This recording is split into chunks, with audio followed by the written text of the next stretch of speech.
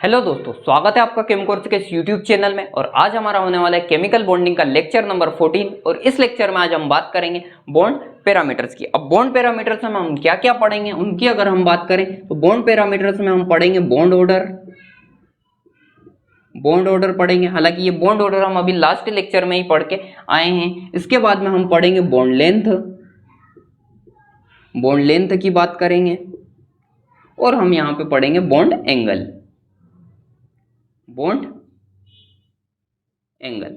अब पहले अगर हम बात करें कि बॉन्ड पैरामीटर्स क्या होते हैं, तो ये जो बॉन्ड पैरामीटर्स होते हैं ये हमें उस बॉन्ड के बारे में जो कोवेलेंट बॉन्ड फॉर्म हुआ है दो एटम्स के बीच में, उस कोवेलेंट बॉन्ड के बारे में इंफॉर्मेशंस देते हैं, उस कोवेलेंट बॉन्ड का कैरेक्टरिस्टिक्स बताते हैं, उस कोवेलेंट बॉन्ड का हमें गुण बताते हैं बॉन्ड पैरामीटर्स। यानी कि जो कोवेलेंट बॉन्ड फॉर्म हुआ है उस कोवेलेंट बॉन्ड की स्टेबिलिटी कितनी है, और उस कोवेलेंट बॉन्ड के फॉर्मेशन से जो मॉलिक्यूल फॉर्म हुआ है वो मॉलिक्यूल्स की जियोमेट्री क्या है, उसका स्ट्रक्चर क्या है, वो मॉलिक्यूल्स कितना स्टेबल है, उस मॉलिक्यूल्स में जो बॉन्ड है कोवेलेंट बॉन्ड उसकी डिसोसिएशन एनर्जी क्या है, ये सारी इंफॉर्मेशन हमें बताते हैं बॉन्ड पैरामीटर से। यानी कि बॉन्ड पैरामीटर से हमें उस पर्टिकुलर बॉन्ड और उस बॉन्ड के फॉर्मेशन से जो मॉलिक्यूल बना है उस मॉलिक्यूल्स की इंफॉर्मेशन देता है, उस मॉलिक्यूल्स के गुण बताता है, उस मॉलिक्यूल्स की कैरेक्टरिस्टिक्स बताता है। अब ये जो बॉन्ड पैरामीटर्स है इन्हें हम जो हमारी केमिकल बॉन्डिंग के प्रीवियस लेक्चर्स थे उनमें हालांकि डिस्कस कर चुके हैं। ऑलमोस्ट हम इन तीनों जो बॉन्ड पैरामीटर्स है इनकी बात कर चुके हैं। बॉन्ड ऑर्डर को तो हमने जस्ट लास्ट लेक्चर में ही पढ़ा था। ये बॉन्ड एंगल जो होता है इसे हमने जब आपको VSEPR पढ़ाई थी वहां पे हमने आपको बॉन्ड एंगल के बारे में भी बताया था कि किस तरह से बॉन्ड एंगल बढ़ता है, किस तरह से बॉन्ड एंगल घटता है, बॉन्ड एंगल किसकी वजह से बढ़ता है, किसकी वजह से घटता है। लोन पेयर जैसे जैसे लोन पेयर बढ़ते जाते हैं मॉलिक्यूल्स में वैसे वैसे उस मॉलिक्यूल्स का जो बॉन्ड एंगल रहता है वो कम होता जाता है। तो ये जो बॉन्ड एंगल रहता है ये किस तरह से अफेक्टेड रहता है इनकी हम बात कर चुके हैं। यहाँ पे ये बॉन्ड पैरामीटर्स को सेपरेट लेक्चर्स बनाने का या सेपरेट वीडियो बनाने का रीजन ये है कि जो आपका सिलेबस है BSc फर्स्ट सेमेस्टर का उसमें ये बॉन्ड पैरामीटर्स एक स्पेशल अलग से टॉपिक दिया गया है। तो बॉन्ड पैरामीटर्स आपको शॉर्ट नोट में पूछा जा सकता है कि इंपॉर्टेंट टॉपिक है। इसके बाद में बॉन्ड पैरामीटर्स एक इंफॉर्मेशनल भी टॉपिक है, आपको पढ़ने के हिसाब से भी बहुत जरूरी टॉपिक है। क्योंकि बॉन्ड पैरामीटर्स की अगर आपको इंफॉर्मेशंस रहेगी, बॉन्ड पैरामीटर्स की अगर आपको जानकारियां रहेगी तो आप किसी भी मॉलिक्यूल्स की स्टेबिलिटी की बात कर सकते हो, उसके स्ट्रक्चर उसकी जियोमेट्री की बात करते हैं। तो चलिए हम बॉन्ड पैरामीटर्स पढ़ते हैं। तो बॉन्ड पैरामीटर्स क्या होते हैं, तो बॉन्ड पैरामीटर्स होते हैं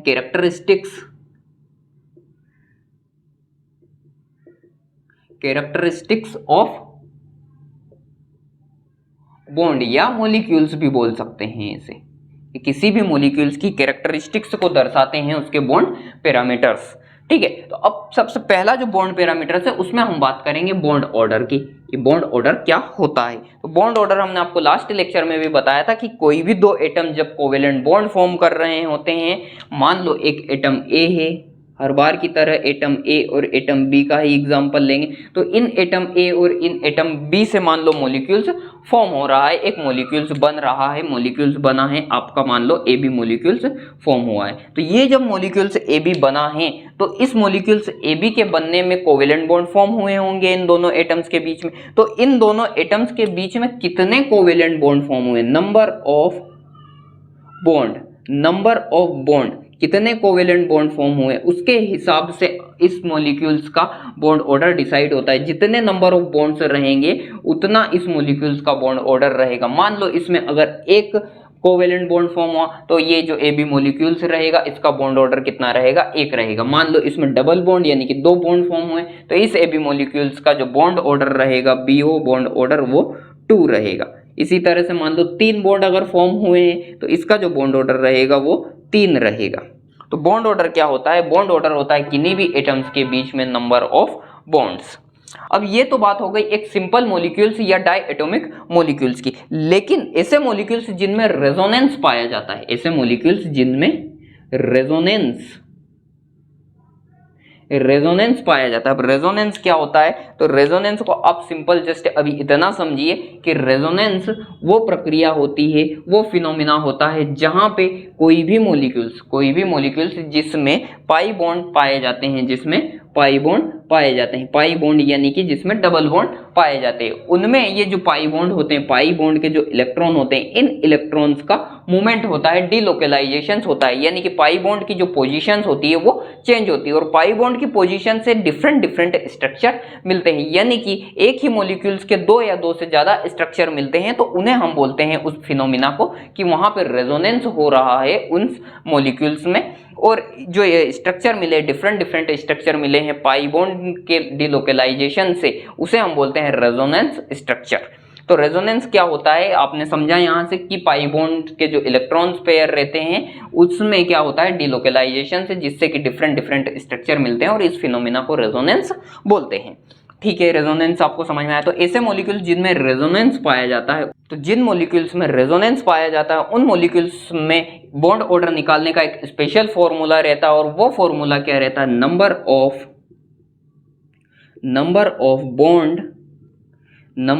bond upon number of groups. अब ये नंबर ऑफ बॉन्ड कौन से हैं, नंबर ऑफ ग्रुप्स क्या होते हैं, इनको आप समझिए। एक एग्जांपल लेके हम इसे समझते हैं। तो मान लो हम एक एग्जांपल ले लेते हैं, बेंजीन का एक एग्जांपल ले लेते हैं हम, बेंजीन का एक एग्जांपल ले लेते हैं। अब बेंजीन का स्ट्रक्चर भी यहां पे हम बना लेते हैं। बेंजीन का स्ट्रक्चर रहता है वो कुछ इस तरह से रहता है और ये पाई बॉन्ड का डीलोकेलाइजेशन से एक स्ट्रक्चर इसका कुछ इस तरह से भी मिलता है, यानी कि जो पाई बॉन्ड रहता है इसकी पोजीशन चेंज हो जाती है। अब ये जो पाई बॉन्ड था ये यहाँ पे आ जाएगा, ये वाला पाई बॉन्ड यहाँ चले जाएगा और ये वाला पाई बॉन्ड यहाँ पे आ जाएगा, यानी कि डीलोकेलाइजेशन से ये दो रेजोनेटिंग स्ट्रक्चर मिल जाते हैं बेंजीन के। ठीक है, चलिए हम तो मुद्दे पे आते हैं कि नंबर ऑफ बॉन्ड्स हमें कौन से कैलकुलेट करने हैं। अब ये जो बेंजीन है इसमें कार्बन से एक एक हाइड्रोजन्स भी जुड़े हैं, कार्बन से एक एक हाइड्रोजन्स भी जुड़े हैं। और बेंजीन का जो नॉर्मल हम फॉर्मूला लिखते हैं वो फॉर्मूला होता है C6H6। तो बेंजीन के केस में जो आपका ग्रुप रहेगा वो ग्रुप कौन सा रहेगा, CH ग्रुप रहता है। जो बेंजीन में हम ग्रुप लिखते हैं वो CH ग्रुप रहता है, यानी कि CH में जो बॉन्ड फॉर्मेशन हुआ है उस बॉन्ड को हम उसका नंबर ऑफ ग्रुप्स में कैलकुलेट करते हैं। अब नंबर ऑफ बॉन्ड्स हम कौन से कैलकुलेट करेंगे, तो यहाँ पे जो कार्बन हैं, यहाँ पे कुछ कार्बन हैं, 6 कार्बन से इस तरह से मौजूद है बेंजीन रिंग में। तो ये जो बॉन्ड कैलकुलेट करेंगे हम, ये वाले बॉन्ड कैलकुलेट करेंगे जो कार्बन कार्बन के बीच में कोवेलेंट बॉन्ड फॉर्म हुए हैं, जिसमें एक सिग्मा बॉन्ड और एक पाई बॉन्ड है, जिसमें एक सिग्मा बॉन्ड एक पाई बॉन्ड, ये से अल्टरनेटिव सिग्मा पाई बॉन्ड चलेंगे यहाँ पे। तो इनको हम कैलकुलेट करेंगे नंबर ऑफ बॉन्ड्स में। टोटल कितने बॉन्ड है यहाँ पे गिनिए, 1 2 3 4 5 6 7 8 और 9, टोटल 9 बॉन्ड यहाँ पे हम कैलकुलेट करेंगे। तो टोटल 9 बॉन्ड हो गए। ग्रुप कितने हैं यहाँ पे, तो ग्रुप यहाँ पे 1 2 3 4 5 और 6 ग्रुप हैं, यानी कि हमें यहाँ से अगर बेंजीन का बॉन्ड ऑर्डर निकालना रहेगा तो बॉन्ड ऑर्डर बेंजीन का क्या आएगा, 1.5, यानी कि बेंजीन का जो बॉन्ड ऑर्डर रहता है वो कितना रहता है, 1.5 रहता है, या 1.5 बेंजीन का बॉन्ड ऑर्डर रहता है। इसी तरह से किसी आयंस की बात कर लेते हैं हम, एक आयंस का भी एग्जाम्पल ले लेते हैं। यहाँ पे एक आयन का एग्जाम्पल ले लेते हैं हम यहाँ पे, वो आयन CO3 2- की हम यहाँ पे बात कर लेते हैं। अब यहाँ पे जो सेंट्रल एटम है वो कार्बन से एक ऑक्सीजन डबल बॉन्ड के थ्रू जुड़ा है और जो 2 ऑक्सीजन है वो सिंगल बॉन्ड के थ्रू जुड़े हैं और 2- है इस कॉम्प्लेक्स के ऊपर। अब ये जो बॉन्ड होता है, यहाँ पे ये जो पाई बॉन्ड होता है इसका डिलोकेलाइजेशन होता है। कभी ये पाई बॉन्ड यहाँ पे शिफ्ट हो जाता है, कभी ये पाई बॉन्ड यहाँ पे शिफ्ट हो जाता है, यानी कि इस पाई बॉन्ड का डिलोकेलाइजेशन होता है डिफरेंट पोजीशन पर। अब इसका अगर हम बॉन्ड ऑर्डर कैलकुलेट करें तो इसमें टोटल नंबर ऑफ बॉन्ड कितने हैं, टोटल नंबर ऑफ बॉन्ड यहाँ पे 4 हैं, टोटल नंबर ऑफ बॉन्ड यहाँ पे 4 हैं। टोटल यहाँ पे CO ग्रुप कितने हैं, CO ग्रुप कितने हैं यहाँ पे, तो CO ग्रुप टोटल यहाँ पे 3 है, एक ये ग्रुप और एक ये ग्रुप, टोटल ग्रुप यहाँ पे 3 है। तो यहाँ पे जो बॉन्ड ऑर्डर आएगा वो बॉन्ड ऑर्डर कितना रहेगा इस CO3 2- का, वो रहेगा 4/3। अब यहाँ पे अगर आप एक चीज देखो तो आपने जब बेंजीन का स्ट्रक्चर बनाया था तो वहां पे आपने CH जो कार्बन और हाइड्रोजन के बीच में जो बॉन्ड फॉर्म हुआ था उसे कैलकुलेट नहीं किया था, लेकिन यहाँ पे आपने सारे बॉन्ड को कैलकुलेट किया। ऐसा क्यों, तो जो अब बॉन्ड कैलकुलेट करते हो, रेजोनेंस में जो बॉन्ड कैलकुलेट करते हो, रेजोनेंस में सिर्फ वही बॉन्ड कैलकुलेट किए जाते हैं। ध्यान से बात सुनना, इस कॉन्सेप्ट को आप ध्यान से याद रखना, बहुत ही इंपॉर्टेंट कॉन्सेप्ट है ये कि रेजोनेंस में सिर्फ वही बॉन्ड कैलकुलेट किए जाएंगे जो कि रेजोनेंस में पार्टिसिपेट कर रहे हैं। अब जो बेंजीन रिंग होती है, एक बार और हम इसे बना लेते हैं यहाँ पे आपको समझाने के पर्पज से। ये जो बेंजीन रिंग होती है, इसमें जो कार्बन और हाइड्रोजन के बीच में ये बॉन्ड जो होता है, कार्बन और हाइड्रोजन के बीच में जो ये बॉन्ड होता है, ये रेजोनेंस में पार्टिसिपेट नहीं करते। ये कार्बन और हाइड्रोजन के बीच वाला जो बॉन्ड है, ये रेजोनेंस में पार्टिसिपेट नहीं करते, इसीलिए हम इसे नंबर ऑफ बॉन्ड में कैलकुलेट नहीं करते। हम नंबर ऑफ बॉन्ड में सिर्फ कार्बन कार्बन के बीच में जो सिंगल बॉन्ड, सिग्मा बॉन्ड और पाई बॉन्ड फॉर्म हो रहा है, उसी को कैलकुलेट करते हैं। और टोटल 9 बॉन्ड आते हैं और 6 ग्रुप्स होते हैं, इसीलिए बेंजीन का जो बॉन्ड ऑर्डर आता है वो 1.5 आता है। तो इस बात को आप ध्यान रखिएगा कि रेजोनेंस में सिर्फ और सिर्फ उन्हीं बॉन्ड को काउंट किया जाएगा जो कि रेजोनेंस में पार्टिसिपेट करते हैं, जिनमें रेजोनेंस होता है। तो चलिए, ये हो गया आपका बॉन्ड ऑर्डर की बॉन्ड ऑर्डर क्या होता है, बॉन्ड ऑर्डर किस तरह से निकालते हैं। और एक फॉर्मूला हमने लास्ट लेक्चर में भी पढ़ लिया था बॉन्ड ऑर्डर निकालने का, और वो फॉर्मूला क्या होता है बॉन्ड ऑर्डर निकालने का, तो वो फॉर्मूला होता है number of bonding electron minus number of anti bonding electron upon 2।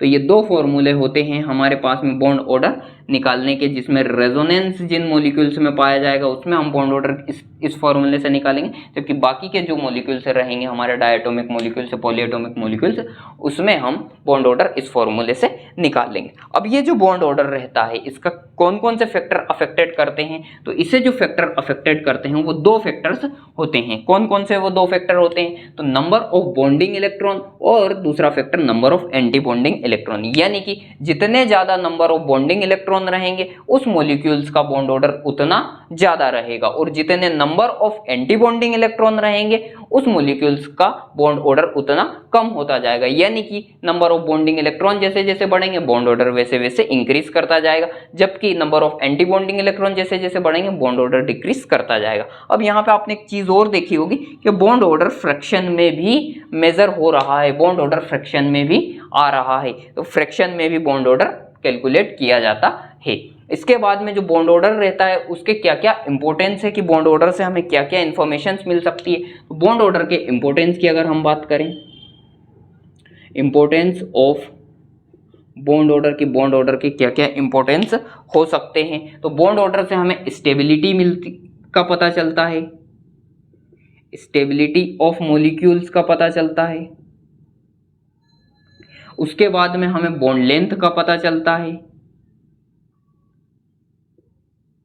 Bond length का पता चलता है। उसके बाद में हमें बॉन्ड ऑर्डर से हाइब्रिडाइजेशंस का पता चलता है, हाइब्रिडाइजेशन का। अब बॉन्ड ऑर्डर से हाइब्रिडाइजेशंस का कैसे पता चलता है, चलिए हम आपको हाइब्रिडाइजेशंस का भी पता बता देते हैं कि बॉन्ड ऑर्डर से कैसे हाइब्रिडाइजेशंस का पता चलता है। कि हमारे पास में मान लो 3 तरह से बॉन्ड बने हुए हैं कार्बन कार्बन के बीच में। एक कार्बन कार्बन के बीच में सिंगल बॉन्ड है, 2 कार्बन कार्बन के बीच में डबल बॉन्ड है, और 2 कार्बन कार्बन एटम के बीच में ट्रिपल बॉन्ड है।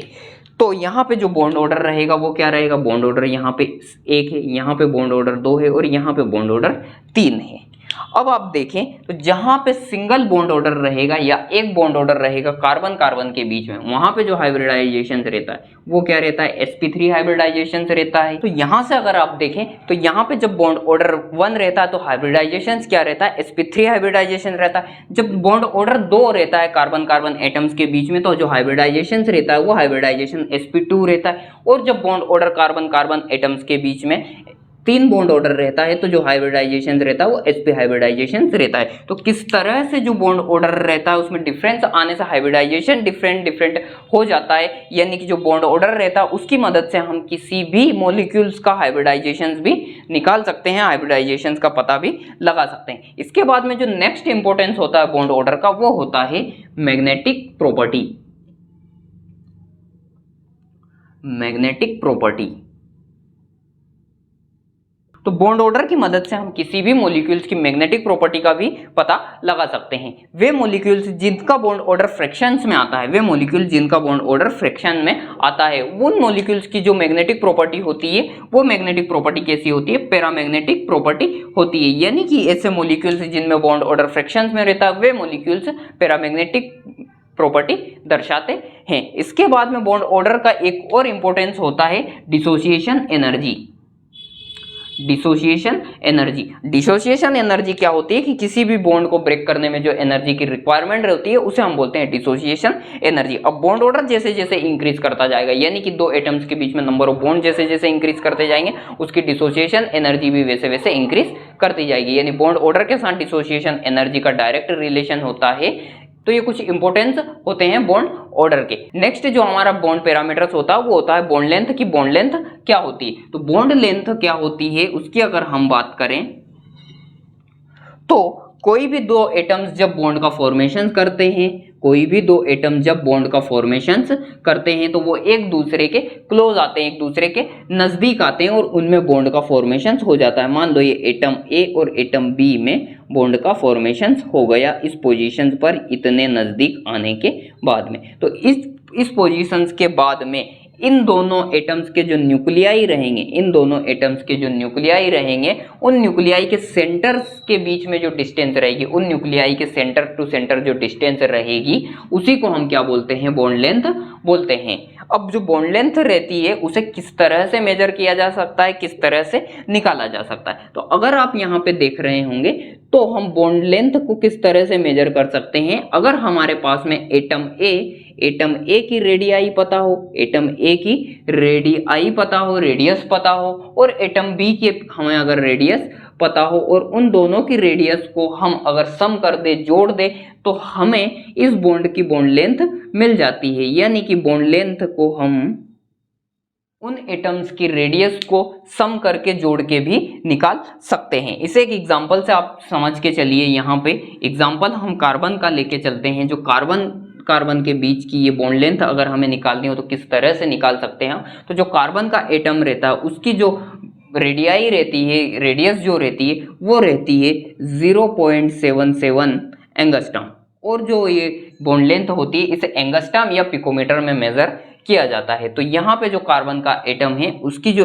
रेडियाई होती है वो होती है 0.77 एंगस्ट्रॉम। अब यहाँ पे दो कार्बन के एटम्स बॉन्ड का फॉर्मेशन कर रहे हैं। तो कार्बन का जो बॉन्ड का फॉर्मेशन हुआ उसमें ये जो कार्बन में कोवेलेंट बॉन्ड फॉर्म हुआ इसकी अगर हम बॉन्ड लेंथ निकालें तो हम इन दोनों कार्बन एटम्स की रेडियस को सम कर देंगे, जोड़ देंगे, यानी 0.77 एंगस्ट्रॉम प्लस 0.77 एंगस्ट्रॉम, यानी कि कार्बन के बीच में जो कोवेलेंट बॉन्ड फॉर्म हुआ है इसकी हमें बॉन्ड लेंथ मिल जाएगी और वो बॉन्ड लेंथ रहेगी 1.54 एंगस्ट्रॉम।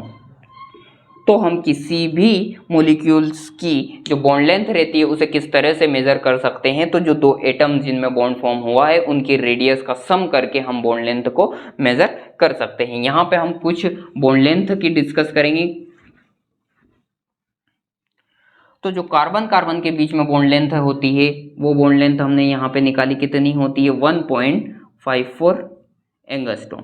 लेकिन जब यही बॉन्ड डबल बॉन्ड फॉर्म हो जाता है कार्बन के बीच में तो ये जो बॉन्ड लेंथ होती है ये डिक्रीज हो जाती है, क्योंकि जैसे जैसे बॉन्ड ऑर्डर बढ़ता है, बॉन्ड का ऑर्डर बढ़ता है, वैसे वैसे बॉन्ड लेंथ कम होती जाती है। और ये बॉन्ड लेंथ अब यहाँ पे डबल बॉन्ड के केस में रहेगी 1.34 एंगस्ट्रॉम।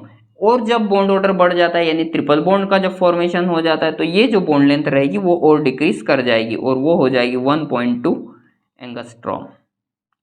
तो आपने यहाँ पे देखा कि किस तरह से बॉन्ड ऑर्डर बढ़ने के साथ साथ बॉन्ड लेंथ डिक्रीज करती है, बॉन्ड लेंथ गिरती है। इसके बाद में जो कार्बन और जो हाइड्रोजन का एटम रहता है उनमें जो बॉन्ड लेंथ रहती है वो बॉन्ड लेंथ रहती है 1.09 एंगस्ट्रॉम।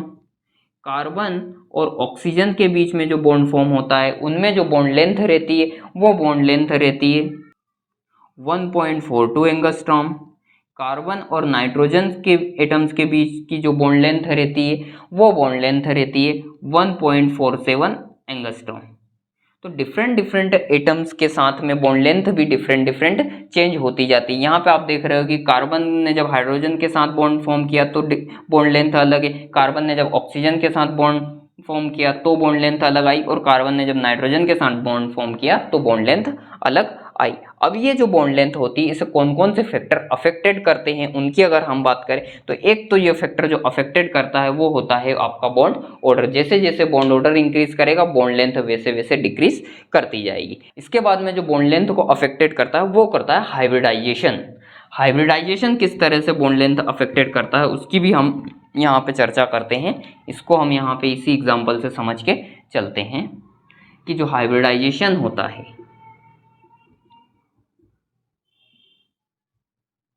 हाइब्रिडाइजेशन बॉन्ड लेंथ को किस तरह से अफेक्टेड करता है। तो आप यहाँ पे देख रहे होंगे कि कार्बन कार्बन के बीच में जब सिंगल बॉन्ड रहता है तो हाइब्रिडाइजेशन क्या रहता है, sp3 हाइब्रिडाइजेशन रहता है। तब बॉन्ड लेंथ क्या होती है, जब कार्बन कार्बन के बीच में डबल बॉन्ड फॉर्म हो जाता है तो हाइब्रिडाइजेशन sp2 हाइब्रिडाइजेशन हो जाता है और तब बॉन्ड लेंथ डिक्रीज कर जाती है। और जब ट्रिपल बॉन्ड का फॉर्मेशन हो जाता है तो हाइब्रिडाइजेशन sp हाइब्रिडाइजेशन हो जाता है और बॉन्ड लेंथ और डिक्रीज कर जाती है। यानी कि जो बॉन्ड लेंथ होती है वो हाइब्रिडाइजेशन से भी अफेक्टेड होती है। इसके बाद में इलेक्ट्रोनेगेटिविटी भी बॉन्ड लेंथ को अफेक्टेड करती है। किस तरह से इलेक्ट्रोनेगेटिविटी बॉन्ड लेंथ को अफेक्टेड करती है उसकी बात करें अगर हम, तो इलेक्ट्रोनेगेटिविटी बढ़ने के साथ साथ बॉन्ड लेंथ अफेक्टेड होती है क्योंकि जब किन्हीं भी दो एटम्स के बीच में बॉन्ड का फॉर्मेशन हुआ है और उन दोनों एटम्स के बीच में इलेक्ट्रोनेगेटिविटी में डिफरेंस है। मान लो यहाँ पे एटम ए की इलेक्ट्रोनेगेटिविटी ज्यादा है तो ये एटम ए जो शेयरिंग के इलेक्ट्रॉन्स रहेंगे, जो बॉन्डिंग के इलेक्ट्रॉन्स रहेंगे, इन्हें अपनी तरफ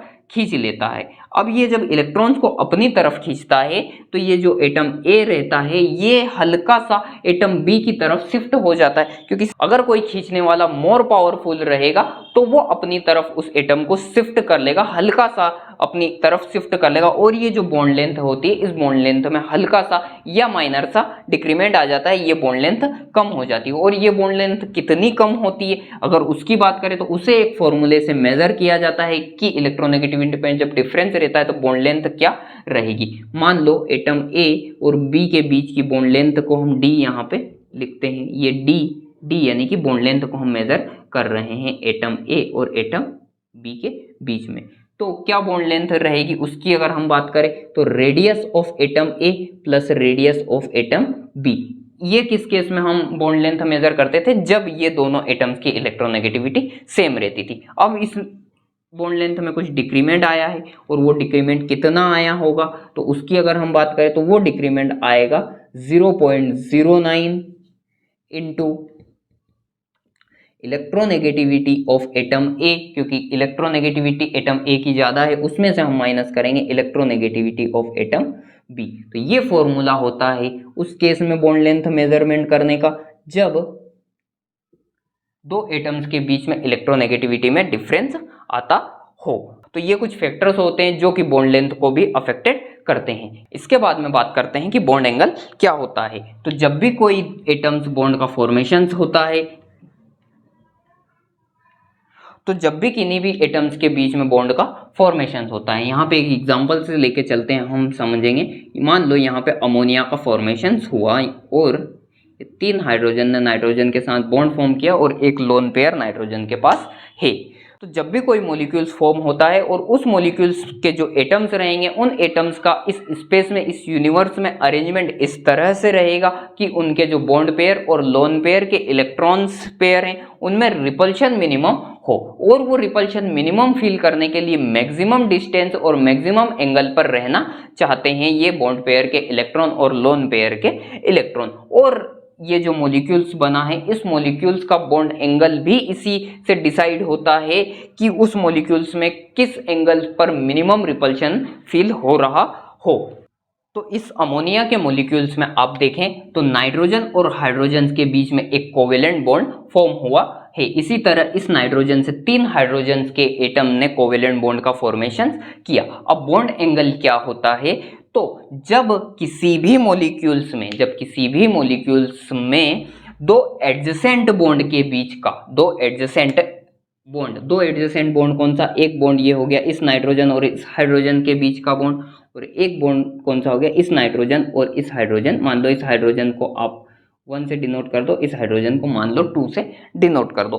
तो इस सेंट्रल एटम्स यहाँ पे नाइट्रोजन है तो इस सेंट्रल एटम्स के साथ में हाइड्रोजन फर्स्ट और हाइड्रोजन सेकंड जो एडजेसेंट बॉन्ड है इन एडजेसेंट बॉन्ड के बीच का जो एंगल रहेगा, इन एडजेसेंट बॉन्ड के बीच का जो एंगल रहेगा, उसी एंगल को इस मॉलिक्यूल्स का बॉन्ड एंगल कहेंगे। और अमोनिया के केस में ये बॉन्ड एंगल कितना होता है, ये होता है 107 डिग्री, 107 डिग्री। लेकिन अमोनिया का जो हाइब्रिडाइजेशन होता है वो हाइब्रिडाइजेशन होता है sp3 हाइब्रिडाइजेशन। और कायदे से देखा जाए तो sp3 हाइब्रिडाइजेशन में जो बॉन्ड एंगल होना चाहिए था वो बॉन्ड एंगल होना चाहिए था 109 डिग्री 28 मिनट का। लेकिन ये बॉन्ड एंगल थोड़ा सा डिक्रीज कर जाता है और 160 डिग्री का हो जाता है। क्यों हो जाता है? क्योंकि नाइट्रोजन के पास में एक लोन पेयर होता है और लोन पेयर में रिपल्शन मैक्सिमम होता है। लोन पेयर का रिपल्शन की वजह से ये जो बॉन्ड एंगल होता है इसमें थोड़ा सा डिक्रीमेंट आ जाता है। ये बातें हम VSEPR में भी कर चुके हैं। तो बॉन्ड एंगल आपको यहाँ से समझ में आया होगा कि बॉन्ड एंगल क्या होता है। तो बॉन्ड एंगल दो एडजेसेंट बॉन्ड के बीच का वह एंगल होता है जिसमें उस मॉलिक्यूल्स में मिनिमम रिपल्शन फील हो। और ये बॉन्ड एंगल जो रहता है इसे भी कुछ फैक्टर अफेक्टेड करते हैं। कौन कौन से फैक्टर अफेक्टेड करते हैं इसको? तो इसे जो फैक्टर अफेक्टेड करते हैं वो अफेक्टेड करते हैं इसे hybridization state of central atom.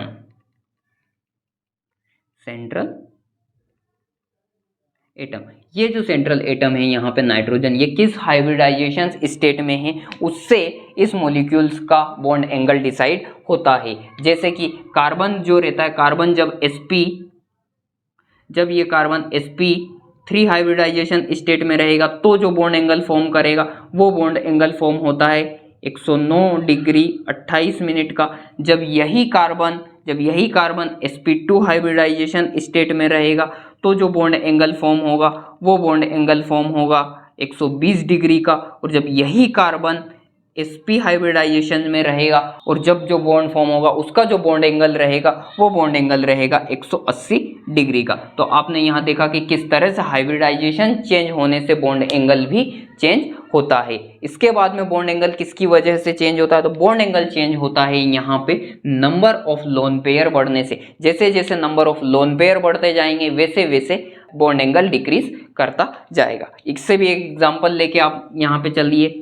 तो यहाँ पे हमने देखा कि अमोनिया का हाइब्रिडाइजेशन जो होता है वो क्या होता है, sp3 हाइब्रिडाइजेशन होता है। बॉन्ड एंगल क्या होना चाहिए था? 109 डिग्री होना चाहिए था। लेकिन एक लोन पेयर आ जाने की वजह से बॉन्ड एंगल गिर जाता है, बॉन्ड एंगल डिक्रीज कर जाता है, 160 डिग्री हो जाता है। इसी तरह एक और एग्जांपल है हमारे पास में वाटर का एग्जांपल। इसका भी जो हाइब्रिडाइजेशन होता है sp3 हाइब्रिडाइजेशन होता है। और sp3 हाइब्रिडाइजेशन में बॉन्ड एंगल क्या होना चाहिए था? 109 डिग्री होना चाहिए था। लेकिन बॉन्ड एंगल डिक्रीज कर जाता है और कितना डिक्रीज कर जाता है? वो हो जाता है 104 डिग्री का या 104.5 डिग्री का बॉन्ड एंगल हो जाता है वाटर में। क्यों? क्योंकि ऑक्सीजन के पास में दो लोन पेयर रहते हैं। तो जैसे जैसे number of lone pair increase करते जाएंगे बॉन्ड एंगल वैसे वैसे डिक्रीज करता जाएगा। इसके बाद में इलेक्ट्रोनेगेटिविटी से भी बॉन्ड एंगल अफेक्टेड होता है। जैसे जैसे इलेक्ट्रोनेगेटिविटी बढ़ती जाती है, जैसे जैसे एटम्स की इलेक्ट्रोनेगेटिविटी बढ़ती जाती है सेंट्रल एटम्स की, वैसे वैसे बॉन्ड एंगल इंक्रीज करता जाएगा। यानी कि जो मोर इलेक्ट्रोनेगेटिव रहेगा, मोर इलेक्ट्रोनेगेटिव रहेगा उसका जो बॉन्ड एंगल रहेगा वो ज्यादा बॉन्ड एंगल रहेगा। क्यों ज्यादा रहेगा? क्योंकि उस पे इलेक्ट्रॉन की डेंसिटी इंक्रीज कर जाएगी और जैसे जैसे इलेक्ट्रॉन की डेंसिटी इंक्रीज करती है वैसे वैसे बॉन्ड एंगल इंक्रीज करता जाएगा। यहाँ पे एक एग्जांपल आप देख लीजिए, NH3 वही अमोनिया और PH3 के बीच में एग्जाम्पल देख लीजिए आप। तो जो अमोनिया रहता है, अमोनिया का बॉन्ड एंगल क्या रहता है? 160 डिग्री रहता है। जबकि PH3 जो रहता है, PH3 का जो बॉन्ड एंगल रहता है वो रहता है 93.5 डिग्री। तो यहाँ पे जो नाइट्रोजन रहता है, नाइट्रोजन मोर इलेक्ट्रोनेगेटिव रहता है, जबकि जो फास्फोरस रहता है वो लेस इलेक्ट्रोनेगेटिव रहता है कंपैरेटिवली नाइट्रोजन। तो कैसे? जैसे जैसे इलेक्ट्रोनेगेटिविटी बढ़ती जाएगी सेंट्रल एटम की वैसे वैसे बॉन्ड एंगल भी इंक्रीज करता जाएगा।